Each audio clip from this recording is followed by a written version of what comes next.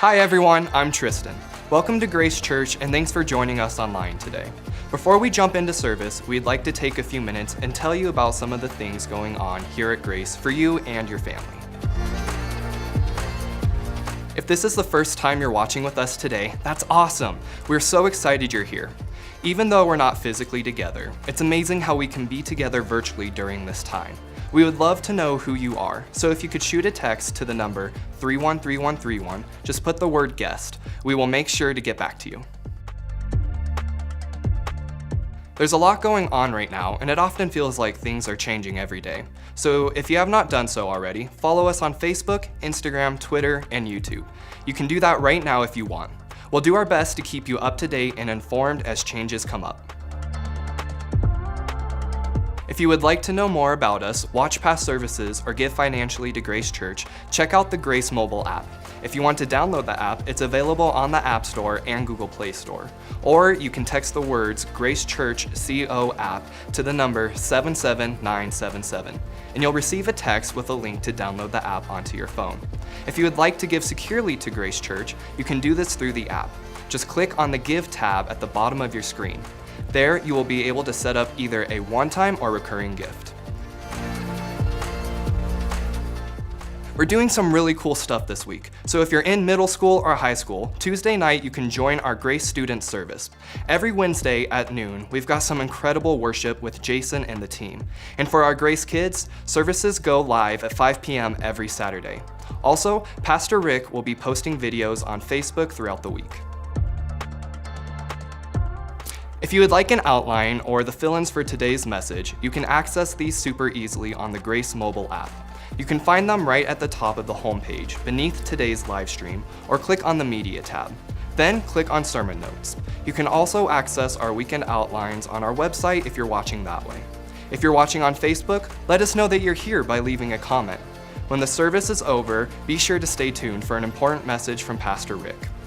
The band is ready to kick off service, so on behalf of the elders, staff, and volunteers here at Grace, we're so glad you've joined us. Enjoy the service.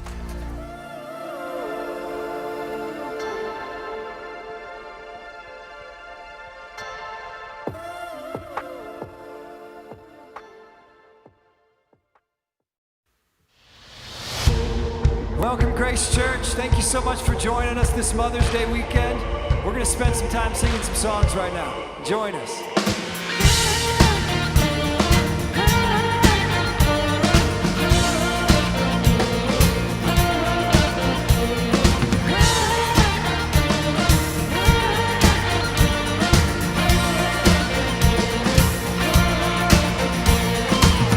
You make the darkness run and hide, you bring the broken back to life. Only you can, only you can.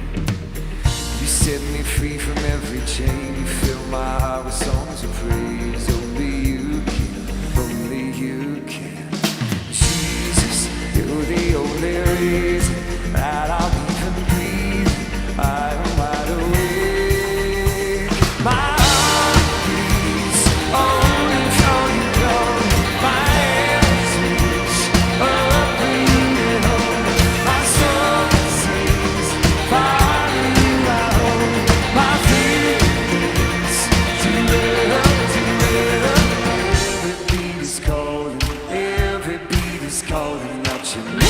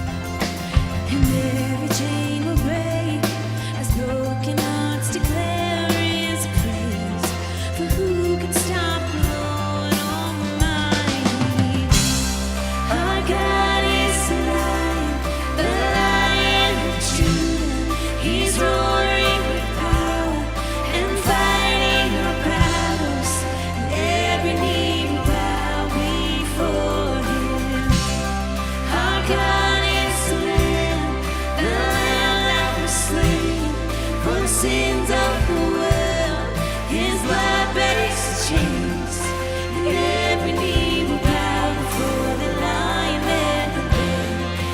Every knee will bow before Him.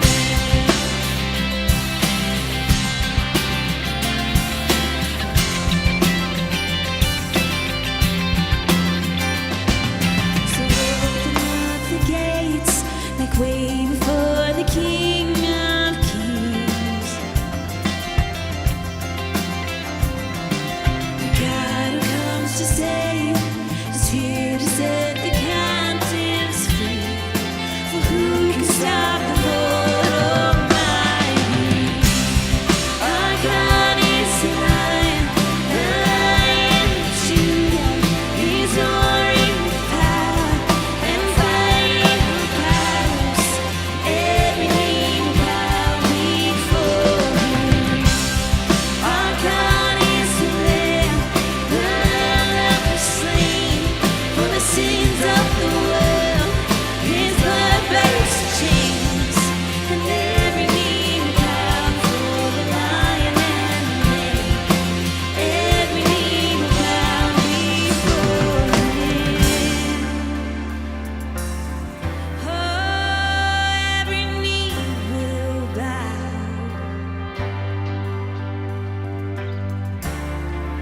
Who can stop the Lord Almighty? Who can stop the Lord Almighty? Who can stop the Lord Almighty? Who can stop the Lord? Oh, sing it out. Who can stop the Lord Almighty?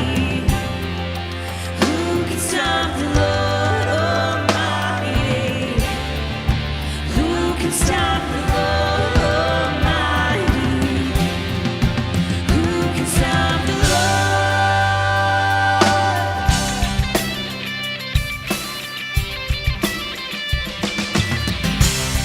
Our God is the Lion of Judah.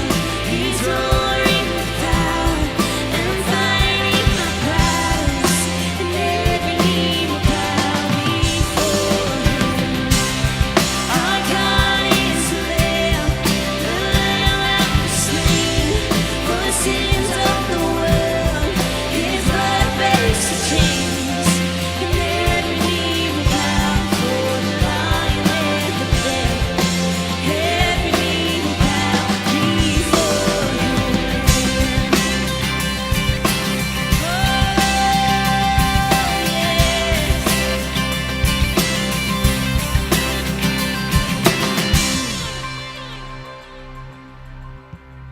Yes. Amen. Amen, amen. I was thinking, man, I love those words, that just that word picture you get, that our God is a lion. And He's fighting my battles. I don't know about you. I struggle with anxiety sometimes. And obviously, just like all of us, I would imagine it's been ridiculously heightened over the last few months. Well, there's a lot to worry about. At least it seems that way. But then I sing words like that. That my God, who controls everything, that God, He's the lion. And He's fighting all these battles for me so that I don't have to freak out, right? So that I don't have to struggle, so I don't have to doubt. There's no doubting that our God is for us, that He's fighting for us. And that in the moments of anxiety, in those moments of worry, when we're scrambling around looking for answers from anywhere, there aren't answers anywhere. There's answers one place. It's our God. He is our strength. He is the remedy to our anxiety. He is our hope. He is that beautiful whisper that says it's gonna be okay. I got you. Fighting for us every step of the way. He is our God. Let's sing this together.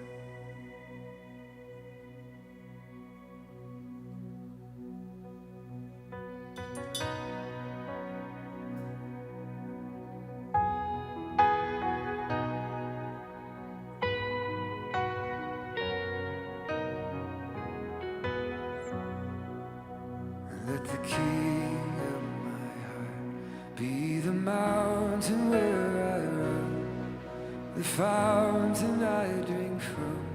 Oh, yes, my soul. Let the king of my heart be the shadow where I hide, the ransom for my life. Oh, yes, my soul. You are good. You're good. Oh, yeah, you are good. You're good. Oh, you are good. You're good. Oh, you are good. You're good. Oh, let the king of my heart be the wind inside my sails, the anchor in the waves. Oh, it's my song. Let the king of my heart be the fire inside my veins, the echo of my tears. Oh, it's my song. Let's sing that again. Let the king of my heart be the wind inside my sails, the anchor in the waves. Oh, it's my song. Let the king of my heart be the fire inside my veins, and the echo of my days. Oh, he is my soul. You are good. You're good. Oh, you are good. You're good. Oh, you are good. You're good. Oh, you are good. You're good.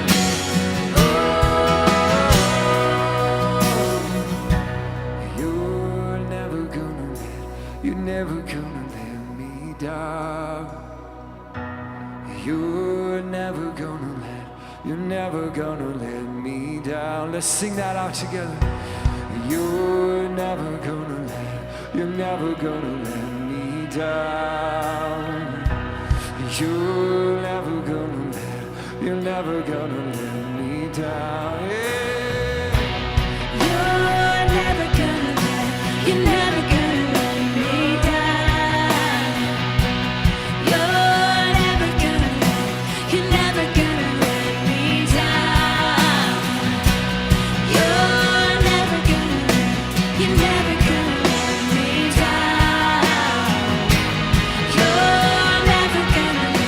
You're never gonna let me down. You're good. Oh, you are good. You're good. Oh, you are good. You're good. Oh, you are good. Yes, you are good. Oh, good. You're never gonna let me down. You're never gonna let me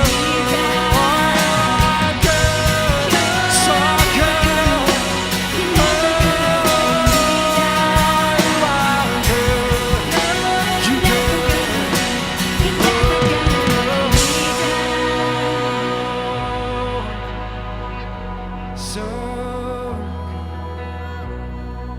you are good, so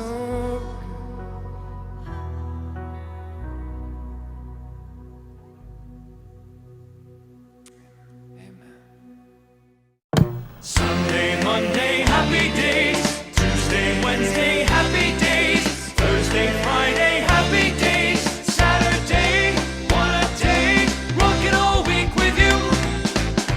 These days are right. Won't you be mine?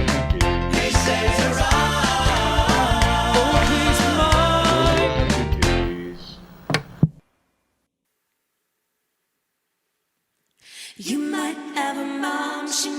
be the bomb, but ain't nobody got a mom like mine. Who loves you to the end. She's my best friend. Ain't nobody got a mom like mine.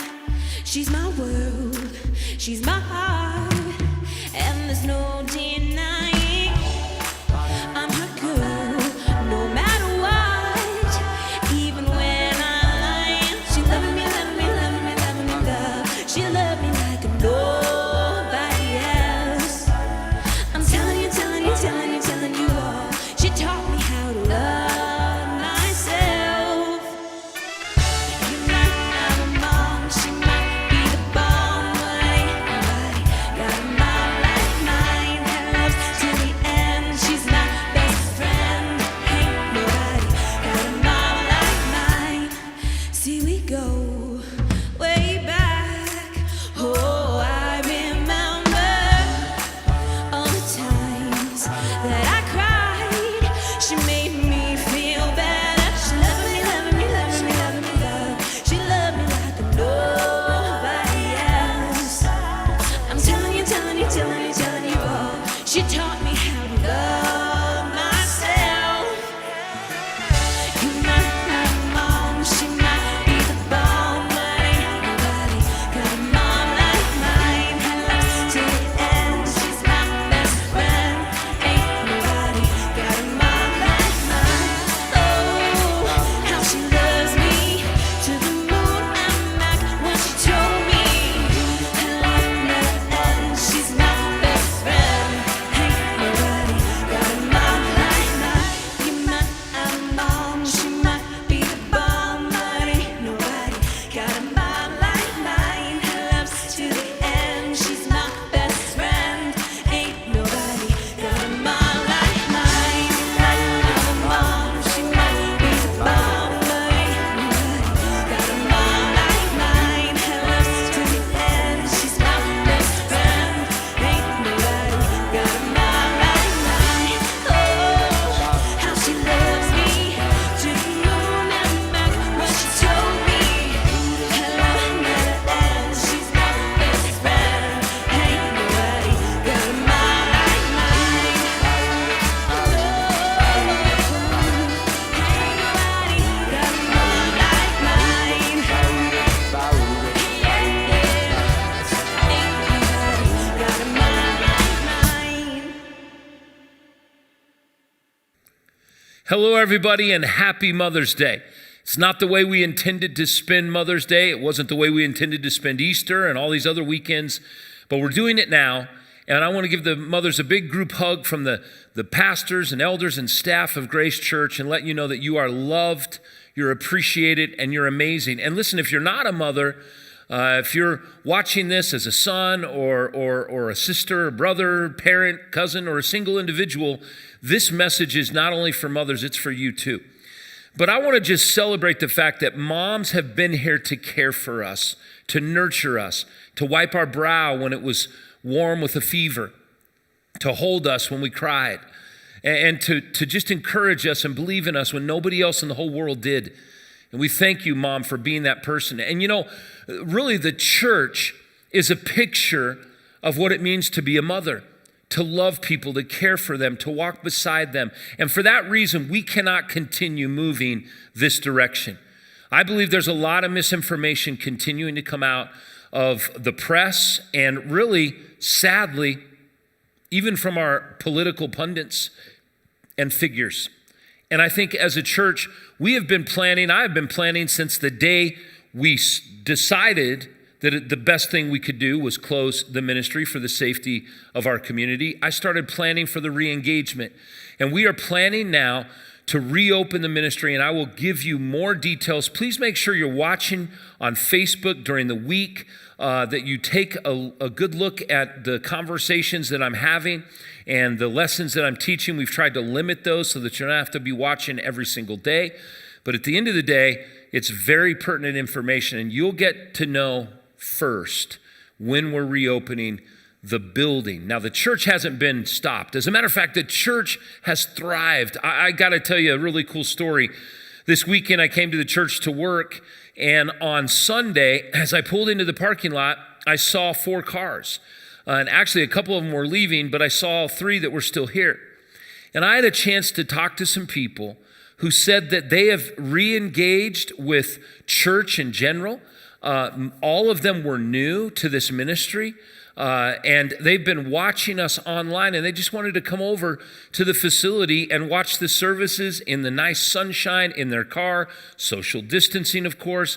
And so I had a chance to just encourage them, and more importantly, I was encouraged. I was so encouraged. Guys, the gospel is moving throughout the world through this ministry, and make sure you're sharing these services on your Facebook page, on any social platform that you can, whether it's the web page. Let's share these messages so people can hear the hope that is given through the gospel of Jesus Christ. You know, I have 5 mothers in my life. Now, they're not all my mother, okay? I have one mom, and my mom is an extraordinary woman. My mom, Brenda Long, is just amazing. And she's this quiet but strong Native American woman, small in stature, big in courage and faith, and she's always been that for me. And then, of course, I have my mother-in-law, who is just as amazing. She's incredible. And over the years, she's made comments to my mom saying, hey, listen, I've had this guy twice as long as you have. It's time to give him back. You know, that's the argument that goes on. And then there's my wife, who I've had the privilege of watching be the most amazing mother to my 4 kids, and the incredible Gigi she is to her 5 grandchildren. And now we have Brittany and Kim, and I've been able to watch them parent their children, Brittany with 3 and Kim with 2, and they're amazing mothers after Kim's mom, Kathy, and my wife, Shelly. They take right after them, and they do some amazing stuff. You know, moms, we salute you. And I realize that Mother's Day comes with a lot of different emotions.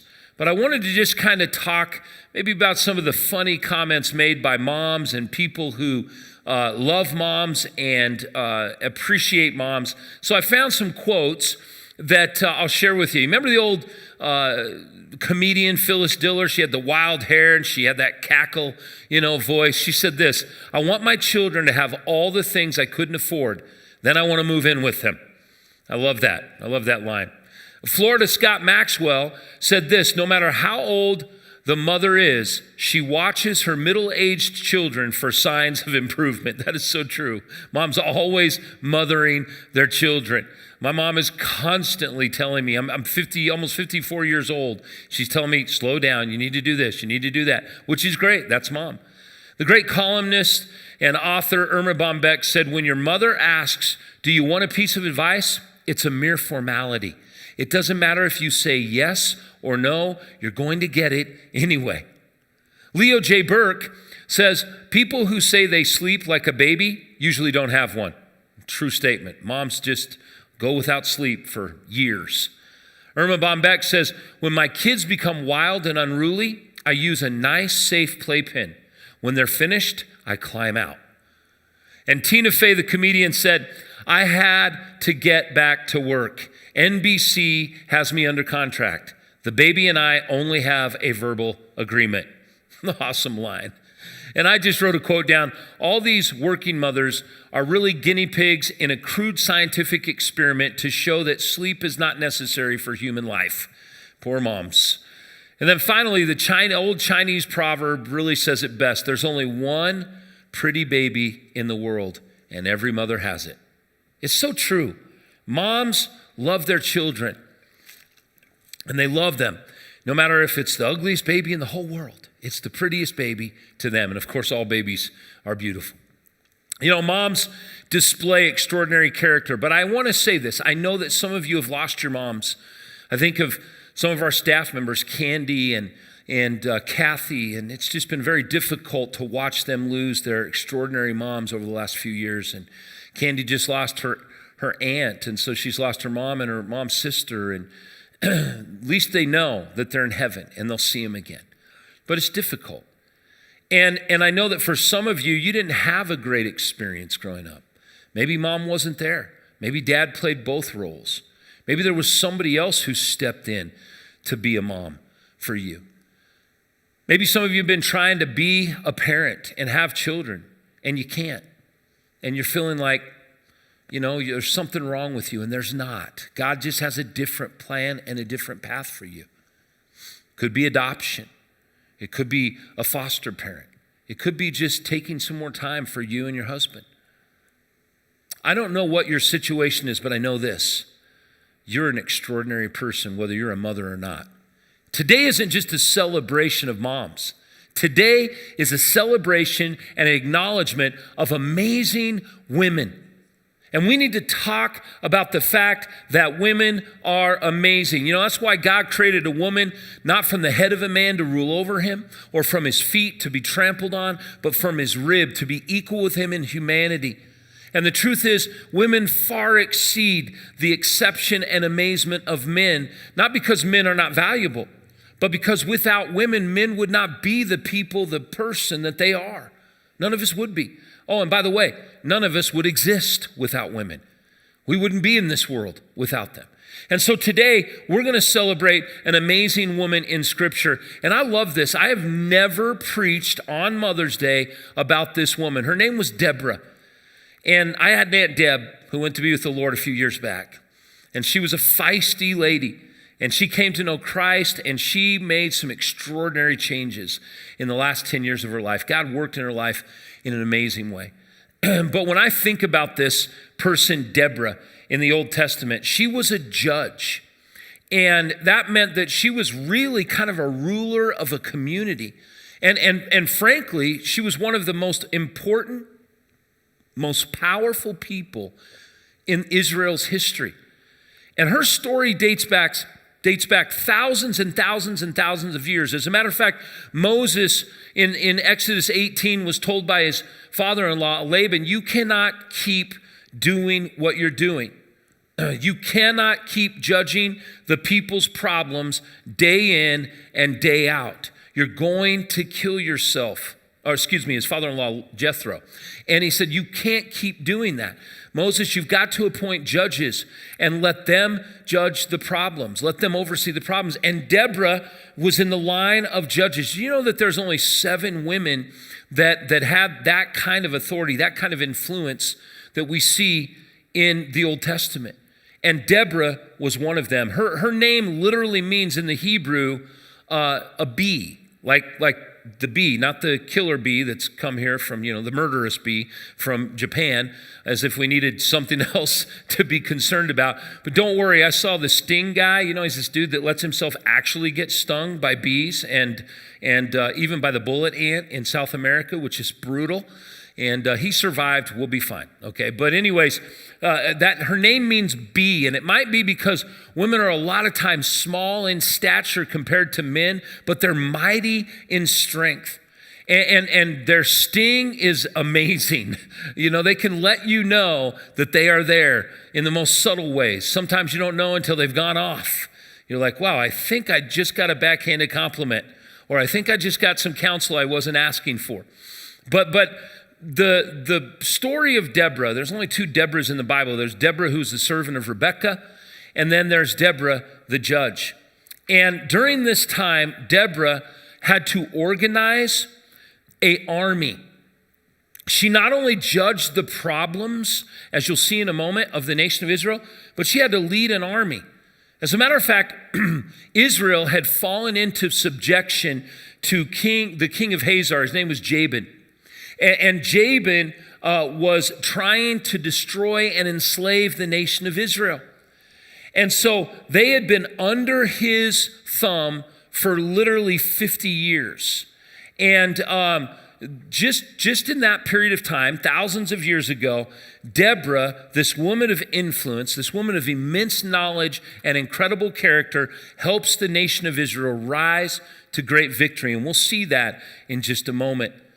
As a matter of fact, Deborah was called a mishpat. In the Hebrew, that means a judge. And that was a role that originated, as I mentioned, with Moses. And so, it proves that a woman has the ability, though she wasn't a priestess and she didn't go into the Holy of Holies and offer sacrifices, she was still a preacher. And you know what else she was? She was a worship leader, a great musician. She wrote worship songs. She led worship mean, she was an extraordinary person. And one thing that we see about this amazing lady that came from Ramallah near Bethel and near Ephraim, which would later become a community near Bethlehem, and Deborah agrees to go. But right in this situation, she agrees to go to battle. And she agrees with a man named Barak, okay? Not Barack Obama, but Barak, B-A-R-A-K. And he was the military leader of the time. And you're going to see in a moment how he leaned hard into the leadership of Deborah. And some have asked, was Deborah married? Yes, she was married to a guy named Lapidoth. And we don't know much about him, which another great statement to be made is that he was willing to take the back seat to his wife's leadership. You know, that's not such a bad thing.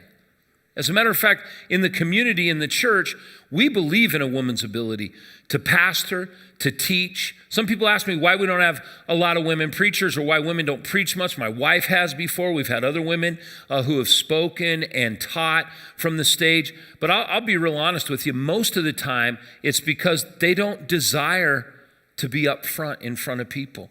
They desire to be caring and leading in different ways.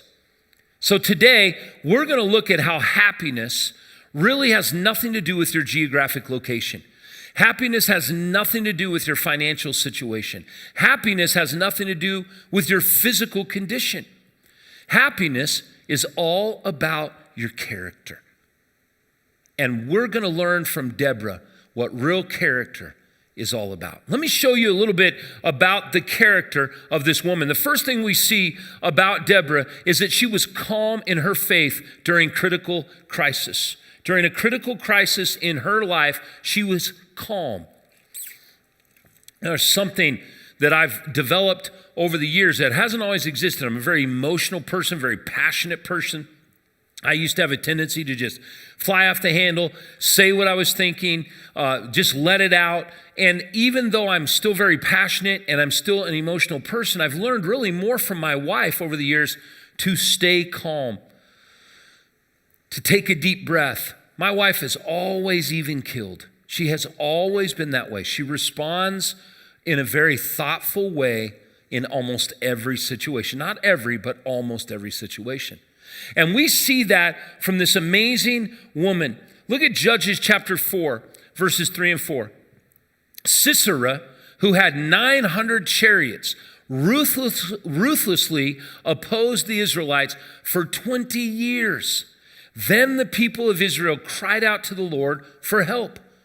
Deborah, the wife of Lapidoth, was a prophet who was judging Israel at the time. Now, just think about that. Here's how they go together. Sisera is going to destroy Israel with 900 chariots. In those days, thousands of years ago, that was a powerful army.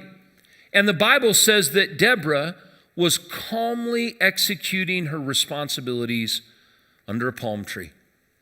Guys, this whole situation, this entire situation, smells fishy. Is there real illness out there? Yeah. Are people really dying? Absolutely.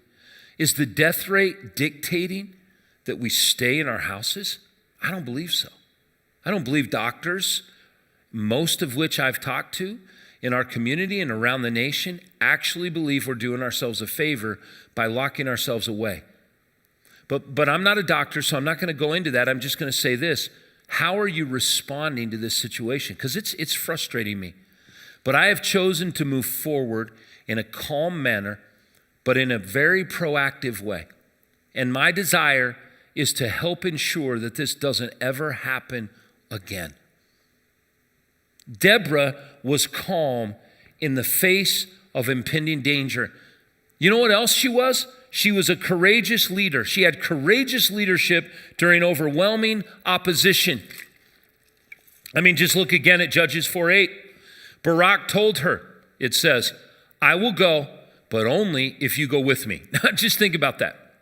Here's a powerful soldier, and he says, okay, yeah, I'll go to battle, but you have to come with me.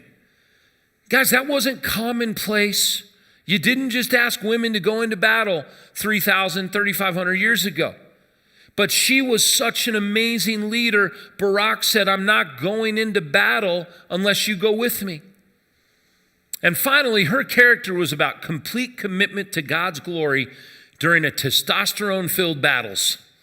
You know, men just have a tendency to fight it out. You know, we just sort of well up in our testosterone. We're ready to battle. Women are calmly moving forward, a lot of times in the shadows, lurking in the background. Not Deborah. She was able to lead in a very courageous way, even though there were men all around her, I'm sure, puffing up their chests and flexing their muscles. That's something that I've always appreciated about a wise woman of God. Look at this in Judges 4. Very well, she replied, I will go with you, but you will receive no honor in this venture. For the Lord's victory over Sisera will be at the hands of a woman. So Deborah went to Barak to Kedesh. Now, here's something very important to note, okay? What she says is prophetic. She says a woman is going to win the battle, but I want you to understand something. It's not the woman you think that will win this battle.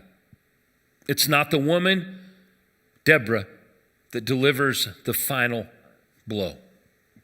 And we'll get to that in just a moment. So she had that amazing calm faith during crisis, courageous leadership during overwhelming opposition, and complete commitment to God's glory during the testosterone-filled battles.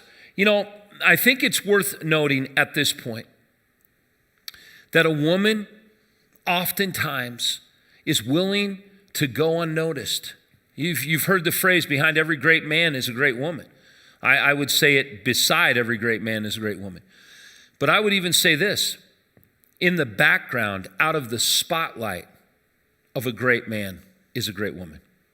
I would definitely not be doing what I'm doing today, nor have been able to have done any of it without my wife. And in many respects, she's more capable of teaching and speaking about some of the subjects I talk about than I am. But because of her great character, I've been able to do this for 35 years. And my desire is to continue, our desire as a ministry. But it's not because my wife is some radical feminist. And I want to say something about this for a minute. Okay, do I believe in women's rights? Absolutely. Do I believe in equality? Absolutely. Do I believe that we had a lot of things going on in this country for many years that were not good? Absolutely. I believe that women should have always been able to vote. I believe that women should have always been able to go to school wherever they choose or choose the career path. And if they're doing the same job as a man, be paid the same as a man. Absolutely. But that's not the agenda of radical feminism. And I know I'm going to upset some of you. Don't turn off your computer. Don't turn off the TV. Listen, hear me, okay? Radical feminism goes way beyond equality of women. It goes to the point of emasculating men. It goes to the point of saying, okay, all you guys today, you're going to pay for the last 150 years. It's kind of like the same mentality that has continued to be really a bastion of division and segregation all over again that makes this country out to be something it's not. You know, this country has some imperfections, without a doubt. This country has some ugly past in some places, without a doubt. But this is still the greatest country on earth. And I'm not getting political, I'm being logical. And so when I talk about radical feminism, I'm talking about something that has sabotaged the happiness of women. It has done more an injustice to humanity and to women than it's ever done any good. I would propose this: it has hurt marriage. Radical feminism has destroyed marriage. Feminism radically has undermined child raising. Now kids are being raised by, daycares and by babysitters. And listen, I'm not trying to make you feel bad if you have to do that, especially in this climate. Some of you are like, oh, please, I need a break for my kids. I get it. I'm not saying that's bad. I'm just saying that your child should not be raised completely hour after hour by someone else. Feminism has created a two-income trap. Now we have this mentality that if you're a woman and you don't have a college degree, which is a good thing, and a career path, and you don't choose that over family, then you're weak. And so now we live in a society where you have to have two incomes, most people. And if you're some of those people that don't, and you're a mother who loves what she does, understand this, you got the greatest job in the world. You are changing the lives of the next generation. Feminism radically undermines all athletics. Guys, since we saw the uptick of Title IX and it ended male sports only, now we have this completely skewed approach where transgender athletes are running against girls. So guys who identify as a female are running against female athletes. That is not right. It is a lie to say that men and women are physically the same. Can a woman do the same thing a man does? Absolutely. Some of you are thinking I'm some chauvinist from the 1950s, and you couldn't be further from the truth. A woman can play sports, and in many ways she can play it better. I coached a women's basketball team. They listen better, they follow direction better than most of the guys I've coached, and I've coached thousands of athletes. But they couldn't compete against the same age athletes in the male teams. It's just, God created us differently. You're not going to see a power lifter woman lifting the same weight as a power lifter man, not at the top of their game. You might find a power lifter woman who lifts more than the guy that works at the grocery store. But it's apples and oranges. And radical feminism has really emasculated men. It's come to the point today where man is made out to be the enemy. And you can see it all over society. And why do I make that statement? Because I think it's important to say these things while I'm talking about a strong, powerful woman who was leading the army of Israel into battle, and a man, one of the mightiest soldiers, would not go into battle without her. Okay, there's equality, but we're all different. You know, my wife puts it best. Why would I be foolish enough to say I am equal to a man in every way? That would just make me twice as responsible for things I hate to do, though I'm capable of doing them, like taking out the trash, working on the cars, taking care of all the vehicles, the yard, the barns, and so much more I don't have to do. I can do it, but I don't want to do it. Yeah, it doesn't mean that, I run around dictating what happens. I make every decision. I can think of 34 years of marriage now, almost 35 years of marriage, where 5 times that I can remember in my entire life, I said, no, honey, you know what? We're going to do this. I'm the husband. We're going to do this. All 5 times I was wrong. When I make a decision, I want the wisdom of my wife, and we make it together. She doesn't make it for me. I don't make it for her. We make it together. So here's what we need to understand. Celebrate the strength, the power, the compassion and the care of every woman. But don't do it at the expense of God's plan. He created them male and female for a reason. So in this story, I want us to take home how character really brings happiness. If you're handling this situation right now, as difficult as it is, with these character qualities, you're going to be happy. You're going to be happy no matter what's going on. And I want to show you 6 outcomes from the life of Deborah real quick. Let's take a look at these for about the next 20 minutes, okay? Because Deborah's character produced a happy outcome. And I'm hoping that for all of us, it can start today. If we've had a bad attitude for 45, 50, 60 days, let's start fresh today. The first outcome we see from the life of Deborah is that my life is peaceful even when the world is falling apart. Your life can be peaceful even when the world is falling apart. My mom was always the calm one in our family. I only saw my mom ever get really, really angry a couple times in my life, and it was mostly because of me. True statement. My mom was always calm. My wife has been always calm. I've noticed that women in general, even though emotional, are calm and they have a peaceful approach to problems. Look at Judges 4 again. After Ehud's death, the Israelites again did evil in the Lord's sight. So now we know what got them in trouble. They started doing evil. So the Lord turned them over to King Jabin of Hazor, a Canaanite king. The commander of his army was Sisera, who lived in Harosheth Haggayim. Sisera, who had 900 chariots, ruthlessly oppressed the Israelites for 20 years. Then the people of Israel cried out to the Lord for help. Deborah, the wife of Lapidoth, was the prophet who was judging Israel at the time. So we go back and see the backstory on the verses I shared with you for a moment. Okay, while all the chaos was going, while the nation of Israel was being undone, Deborah was judging and she was leading and she was calmly in the face of impending danger executing God's purposes. Now, if you have ever gone through a difficult time, and I've had the privilege of praying with you or caring for you or sending you a text or making a phone call, I guarantee you've probably heard me say these verses. Some of my favorite verses in the Bible. Look at Philippians 4. And I want you to think about it in light of your business closing, losing your job possibly, the fear of death. Listen to this.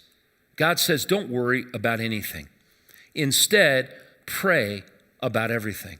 Tell God what you need and thank him for all that he has done. Then you will experience God's peace. Now, I want you to notice something. Pray, tell him everything you need, and then trust him.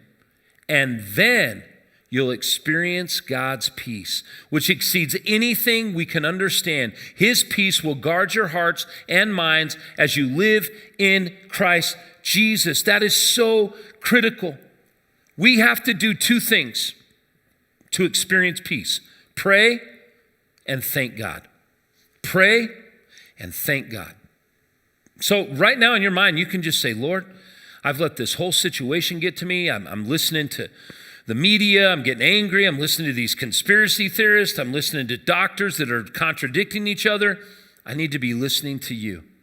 Deborah had great character, and that's why she had peace in impending troubles. The second outcome in her life was something that will produce for us this. My wisdom becomes something people desire to have. Now, you know, those people in your life that you look to, those people that you say, if I have a problem or I'm struggling to get an answer, I'll go to this person.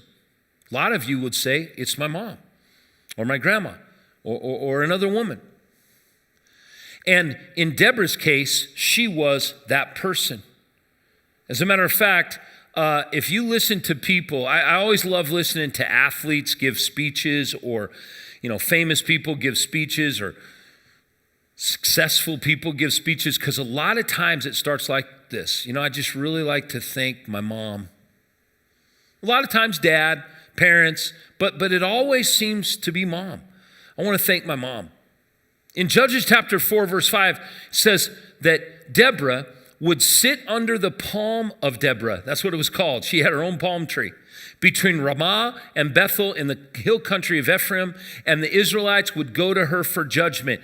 Day and night they would go to her. And you know what she had? She had incredible wisdom. Her character and demeanor was one that people sought her wisdom. And yes, she also had a supernatural ability through God's Spirit to understand the things that were coming, to understand prophetically what was happening. Now, I want to just say this. I don't care what is behind this virus, these sweeping lockdowns.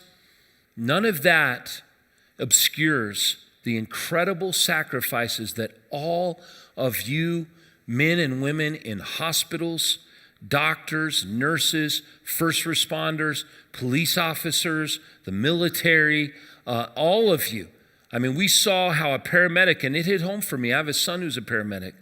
A paramedic lost his life by volunteering to care in New York City for COVID patients, and he got COVID and he died. It was a horrible sacrifice, but it was an amazing act of courage. I want to thank you. Over the years, I've had many nurses. I've had many nurses. That's not really a good thing. But I'm just going to say there are men and women nurses. They're all amazing. But most of the time, it's been women nurses. And they are so amazing. They care in so many ways. You know, I had the privilege of having an assistant who is also a very good friend. Her and her husband, Jeff, and their son, Mitchell. Jeff and Leanne and Mitchell Stauffer have been friends of ours for 30 years, are some of our best friends. And Leanne served as my assistant for 20 years. And there were a lot of times, Leanne could do a million things. She was the queen of multitasking, okay? But there were a lot of times I'd be like, hey, where's Leanne? I need Leanne. And people would say, well, she's helping this person. They were sick. She was helping this person. They were sick. She was not just a great assistant. She was also like the nurse of the staff and the ministry. She had spent 17 years as an oncology nurse and had this just deep desire to help people in the most difficult situations. She helped many of you go through cancer, get answers you couldn't get from the medical community. That's what a nurse does. And so many women have that innate sense, not that men can't develop it, but women by nature have it. And we see that in the life of Deborah, and we need to celebrate the wisdom of those around us, especially the wisdom of mom. You know, I'm going to just prophetically make a statement, and I say that kind of tongue-in-cheek, that there's going to be a lot of parades today. A lot of driving around communities and care centers and nursing homes where mom is. And if you hadn't thought of that, here's your one little free tidbit from Pastor Rick. Do something special for mom today. You don't have to let this situation keep you from showing her the love she deserves. The third thing that we see in the life of Deborah is that my confidence is unshakable when God is at the center of it. You know, even in the midst of things like this, my confidence is not shaken. I know that God is in control. You know, Deborah had one superhero quality, and it was extreme confidence, not to be confused with arrogance, okay? There's one difference. Confidence can be understood as trusting or having faith in God or that higher power that some people allude to, like when you hear people that go to Alcoholics Anonymous or you talk to people in other support groups that don't necessarily say God, but that's what they're saying. That's where you have ultimate trust in him, so much so that you say, I'm not afraid. Arrogance is having confidence in yourself, that I can accomplish this, and I'm the man, and I'm the woman. I've often said it this way. Here's a simple way to really understand the difference between arrogance and confidence. Philippians 4:13, I can do all things through Christ who strengthens me.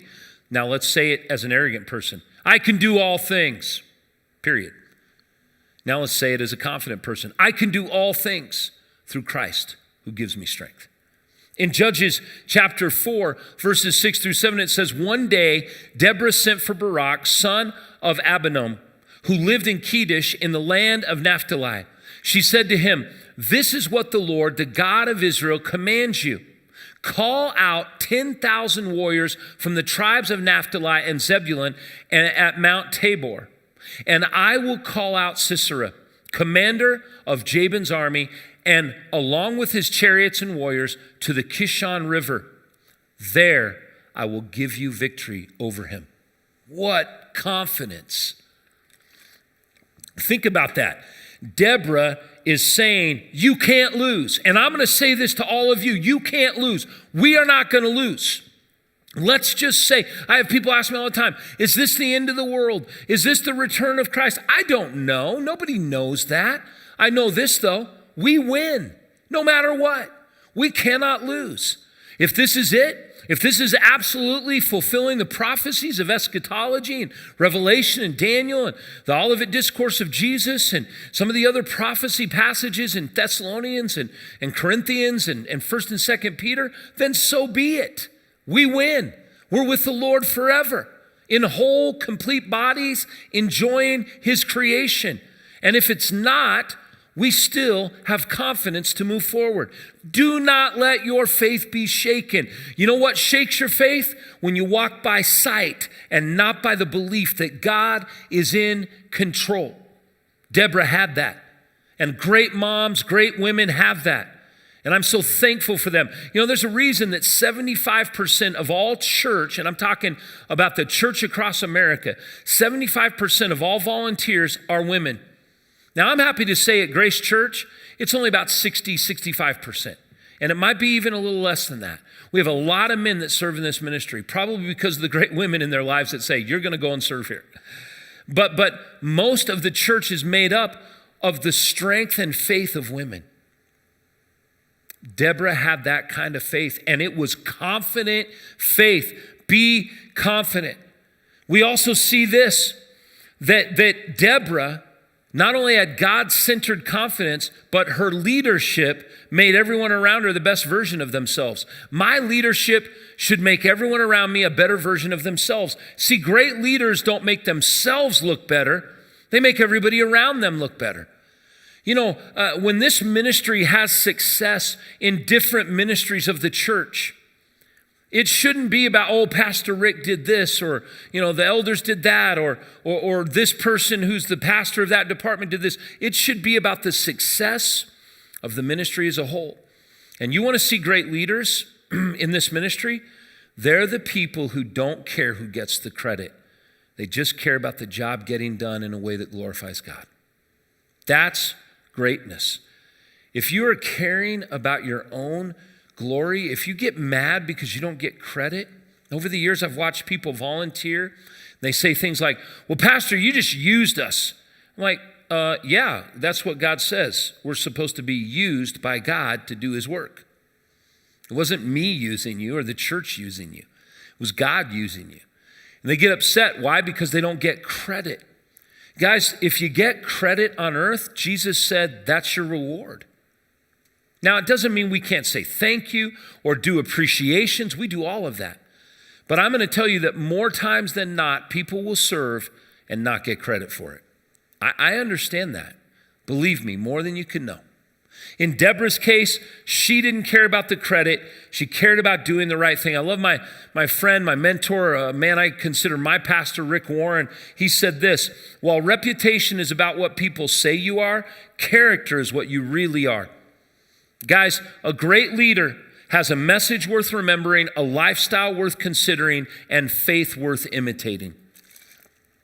That's a great leader. Now, Judges 4, chapter 4, verse 10 says, then Deborah said to Barak, get ready.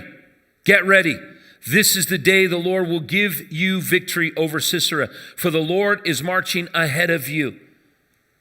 You know, I love that. She cared about victory, and she let him know you can march with confidence. You know, my wife has always been deeply, deeply committed to the little things.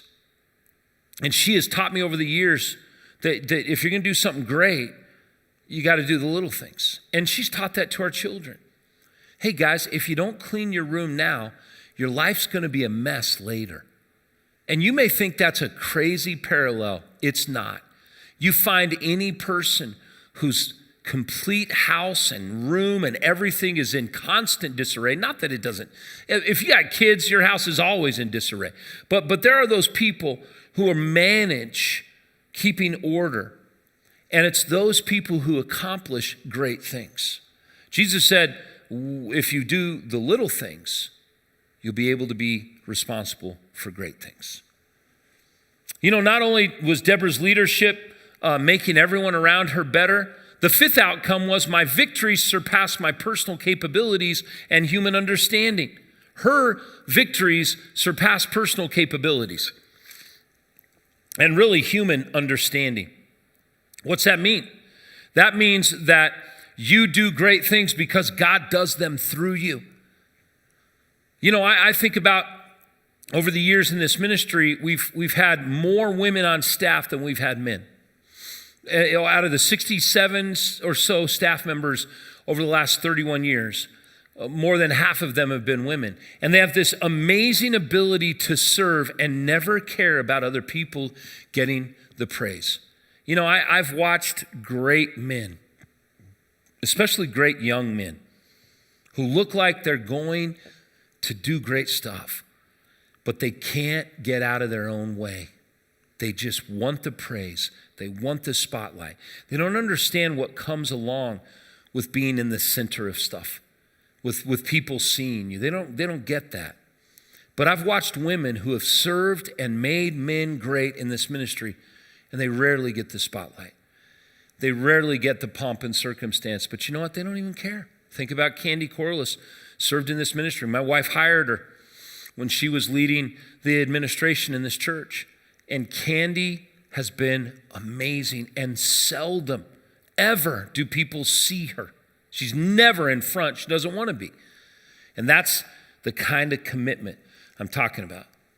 You know, when Barak attacked, the Lord threw Sisera and all his chariots and warriors into panic.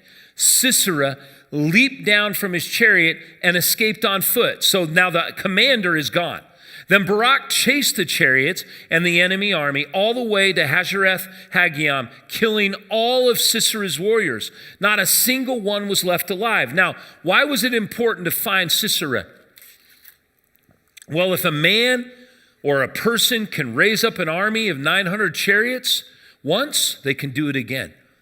If you're going to kill the serpent, you got to cut off its head. And now Sisera has escaped. And Barak's chasing, but they can't find him.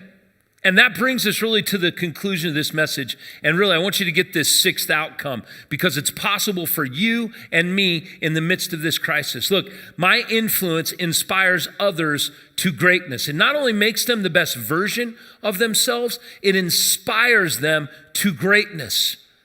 Now, what that means is very simple. I often say, if you think you're a leader and you turn around and nobody's following you, you're just taking a walk. And that's a fact.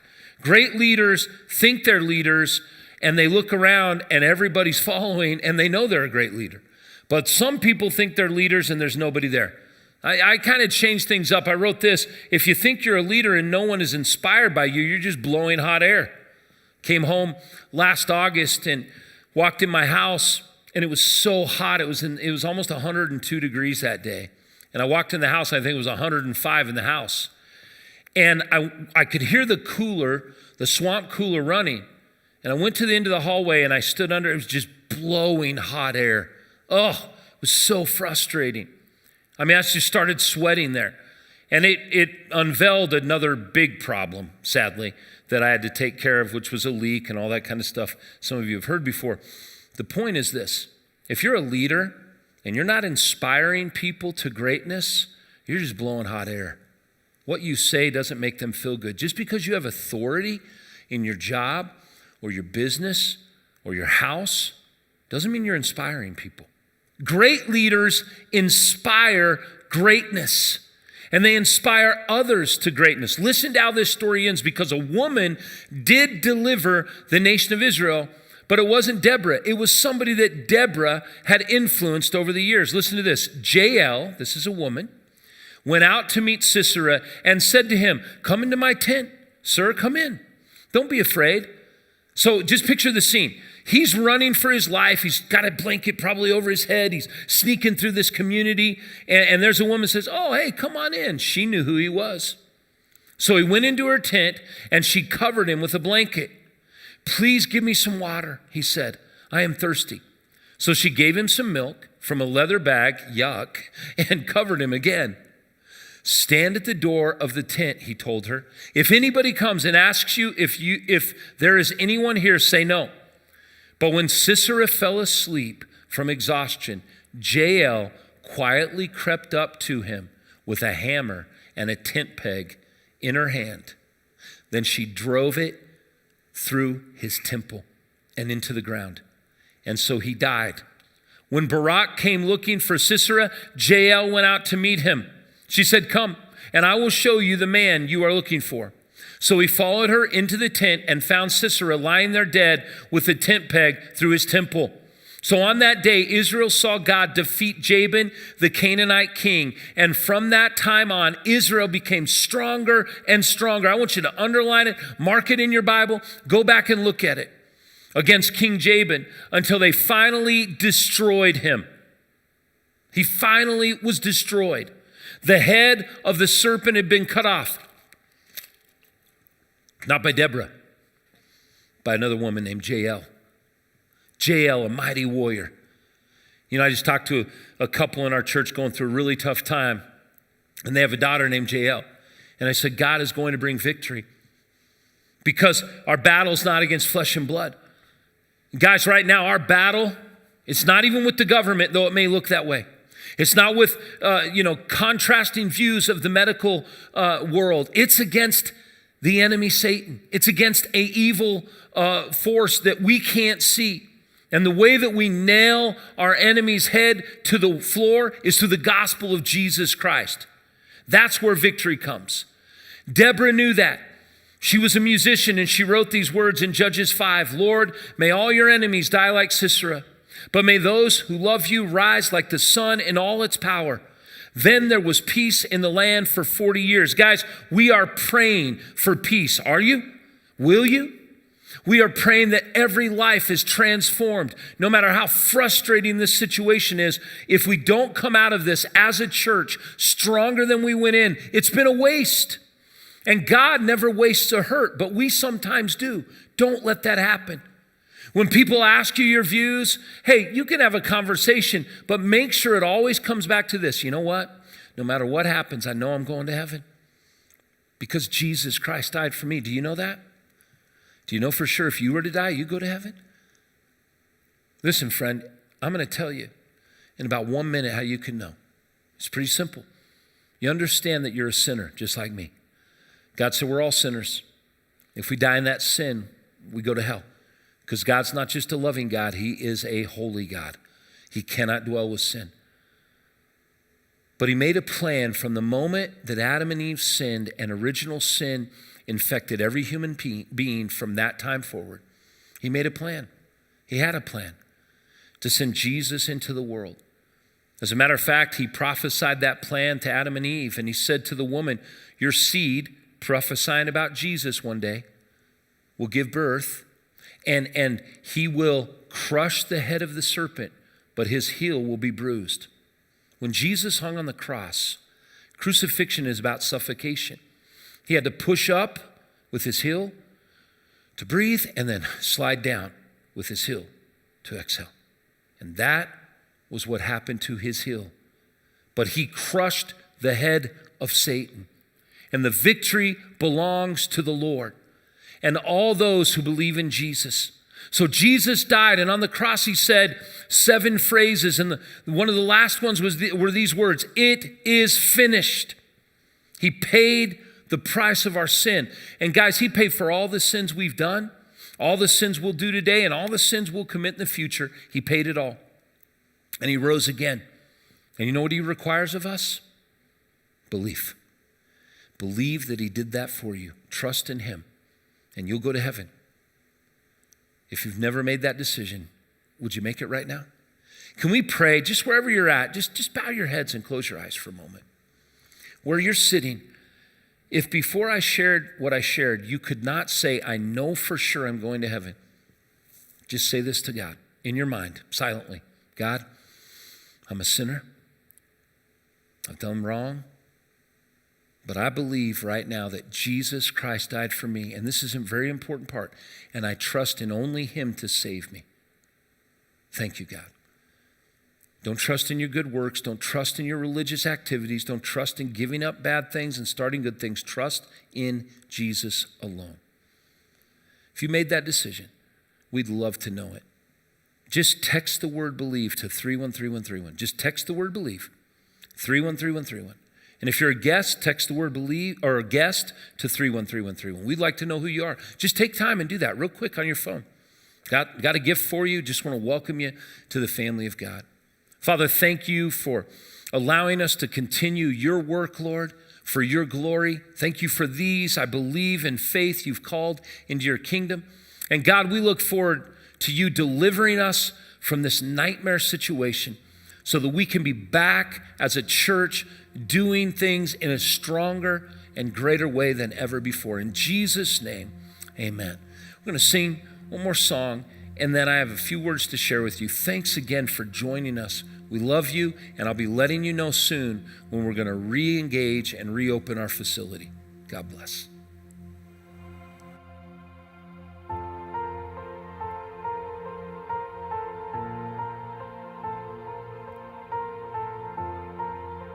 Worthy of every song we could ever say. Worthy of all the praise we could ever bring. Worthy of every breath we could ever breathe. We live for you.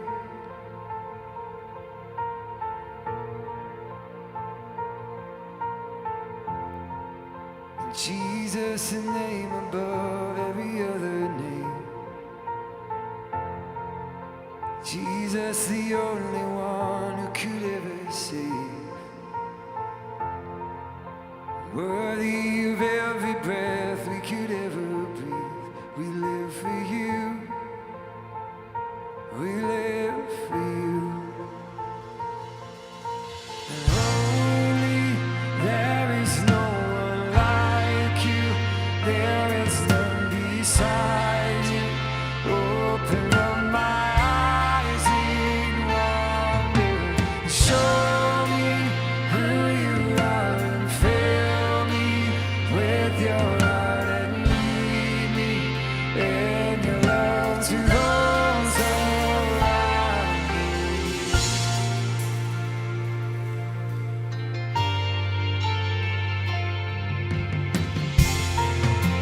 Worthy of every song we could ever sing. Worthy of all the prayers we could ever bring. Worthy of every breath we could ever breathe. We live for you. Yeah. Sing Jesus. Jesus, the name above every other name. Jesus, the only one who could ever save. Worthy of every breath we could ever breathe. We live for you. We live for you. Holy, there is no one like you. There is none beside you. Open up my eyes in wonder. Show me who you are and fill me with your heart and lead me in your love to those around me.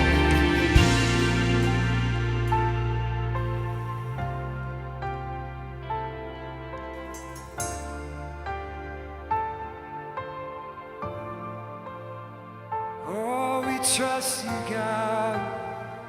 We trust you, God.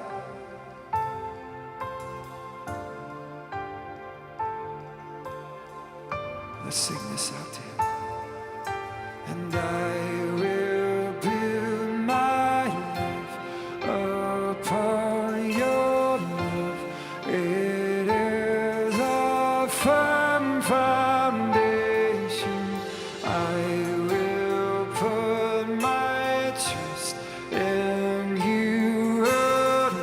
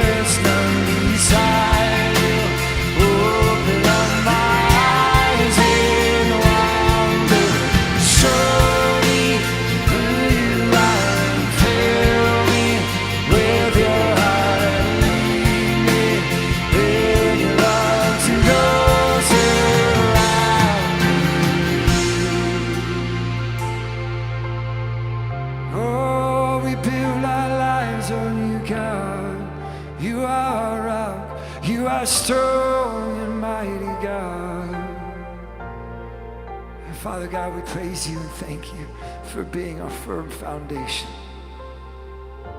No matter what we're going through, we are strong enough because you are strong enough. Praise you, God. Praise you, God. Thank you for loving us, for caring for us, for holding us, for being there every step of the way. We love you, God, in Jesus' name.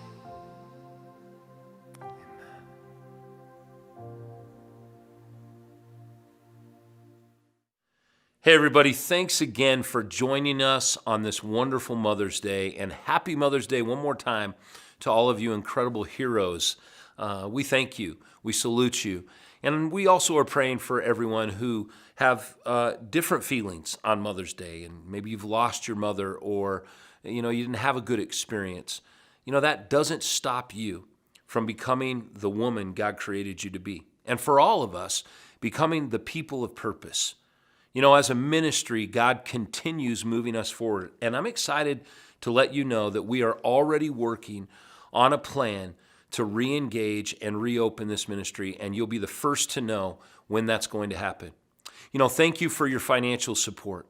I would just encourage you to continue that, and if you're not able to share financially, just pray for us. Pray for this ministry and continue tuning into the services, whether you're watching on YouTube or whether you're watching through the mobile app or the web page or on Facebook. And again, if you came to know Jesus as your Savior, for the first time you made that decision, just text the word BELIEVE to 313131. And if you're a guest and you've never let us know who you are, we'd love to know you, and we'd love to welcome you to Grace Church. So just text the word GUEST to the same number, 313131. We love you guys. We salute you for this incredibly patriotic stay-at-home patience and character you have demonstrated.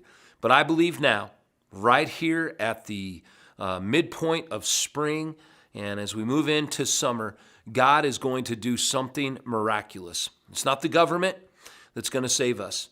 It's not some person other than the person of Jesus Christ. And God's going to do something spectacular. So continue joining us on virtual Grace Church platforms, and then we will get back together very soon. I love you guys. I look forward to seeing you, or at least being seen by you next weekend. Take care.